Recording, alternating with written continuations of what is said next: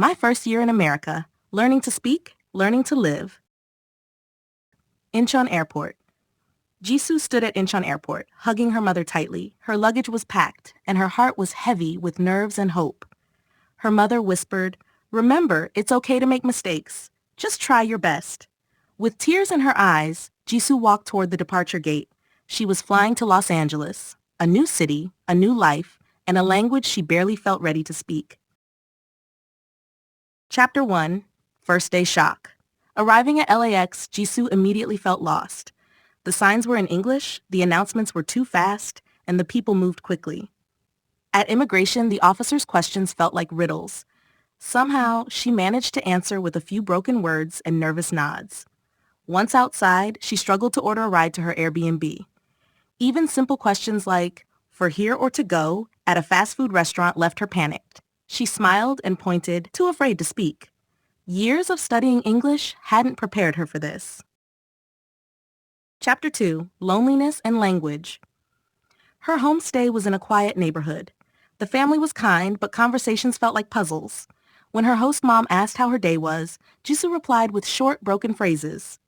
She wanted to share more, but didn't have the words. At the store, a cashier asked, "credit or debit?" and she froze, unsure how to respond. At night, she called her mom and cried softly. "I don't think I can do this," she whispered. Chapter 3. First Step, First Class. Despite her fears, Jisoo enrolled in an ESL class at a local community college. The first day, the teacher asked everyone to introduce themselves. Her voice shook as she said, "My name is Jisoo. I want to learn English."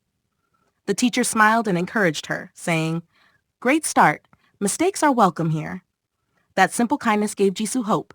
Her classmates were from all over the world. Everyone was nervous, and everyone was trying. She wasn't alone anymore. Chapter 4. Trouble at the Market. After 3 months, Jisoo got her first part-time job at a local supermarket. It wasn't glamorous, but it meant independence. On her first day, she practiced basic phrases like paper or plastic and "do you need a bag?" When a customer asked her to double bag the milk and eggs, she didn't understand. She packed the wrong items. The customer looked confused.